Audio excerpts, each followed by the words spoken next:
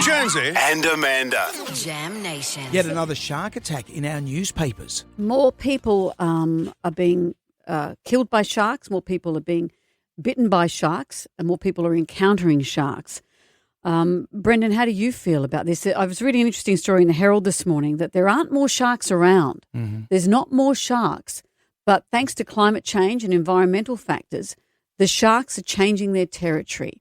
And not only that, we're spending more time in the water. As it says here, you can swim off Sydney now all year round. More people are in the water. And so it's a growing population and the migration of sharks because of the changing of the water conditions. And it's not just climate change, other changes as well, commercial fishing restrictions, things like that. There is a disquiet in the surf when Mercury Philosarchus was killed on the northern beaches. That really brought it home. I'm Cronulla area, and usually you always think of those shark areas, Western Australia, South Australia, even the sharky parts of the North Coast. There are certain breeding grounds. We saw happened at Crowdy Bay there with these two Swiss backpackers that are out. Unfortunately, his girlfriend lost her life. He saved her life by attacking the bull shark. The scary thing about that, bull sharks are an aggressive shark, and they don't usually munch two people. And that's a bit of a game changer. We had Blakey Johnson on the show a couple of weeks ago, and I've felt, as I said, when I'm out in the lineup in the surf and we get talking, no one would ever really mention sharks. And I thought, are we getting just a bit paranoid about this? And I put that question to Blakey. I spend a lot of time in the surf, possibly not as much time as you do, but lately I've just been a bit uneasy just with the spate of shark attacks that we had. Am I being a bit of a panicky pants about this, do you think? How do you feel?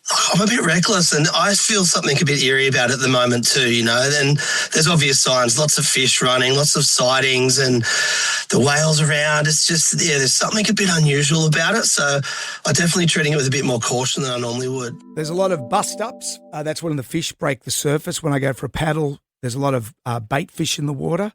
A few weeks ago, I had an encounter. I thought it was with a bull shark, but it was a big seal that had come into the bay that I usually paddle because what I do is I've got my stand-up board. I use that in the surf, and then when there's no surf, I just go for a health paddle on my board, but also windsurf as well.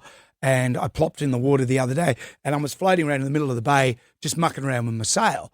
It was a nice day, and I've never thought about sharks in the water. It's not something I get panicky about, but I'd spent about 5 minutes just setting the sail as I'm floating in the middle of the bay, and I thought, well, hang on, let's not tempt fate here. Right. So these are the things that you think of. I think about like the young man who rescued his girlfriend at Crowdy Bay. There was a lady on the beach. She used her swimming costume as a tourniquet to save this guy's life.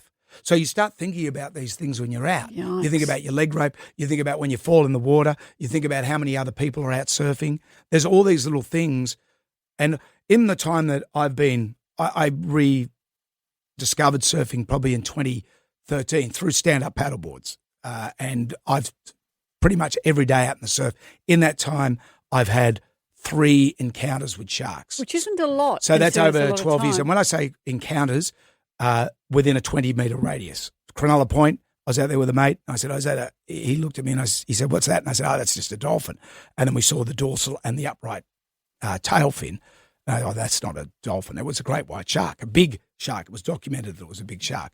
And then I've seen bull sharks, but bull sharks are more aggressive. A mate of mine, Jono, was at Shelley Beach at Cronulla, and he went out there just to relax.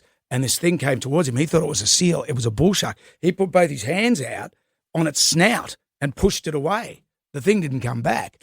But like Jono said, he thought that was his number because the thing just rushed him. Well, there's some discussion, as there often is when these things happen, about culling the sharks. As part of this article in the Herald this morning, this professor has warned that the loss of top predators such as white sharks would disrupt ecosystems, potentially disrupting food web dynamics and commercial fisheries and tourism. So you need to give thought as to what you do. I mean, as I said, it's the population growing as well as other factors here.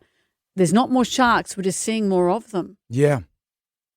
Yeah, and it's something I can't answer. I don't know about culling them. In the old days, Vic Heslop, he used to make a whole thing about killing sharks. He wanted, well, not that he wanted sharks gone, but he would say, well, it's better them than us. I think we've changed our feelings. Well, we have around changed that our too. feelings, but, sharks aren't going to discriminate. They're going to munch into that's right. whatever they're doing. That's right. But So, do and we as have more the, people use the waterways, but I'm not do we have one the for right culling. to take them out? No. I don't know. Anyway. I have no Well, answers take to care out there, people. that. Maybe I should take up land Take up based decoupage. activities. I'll take up decoupage.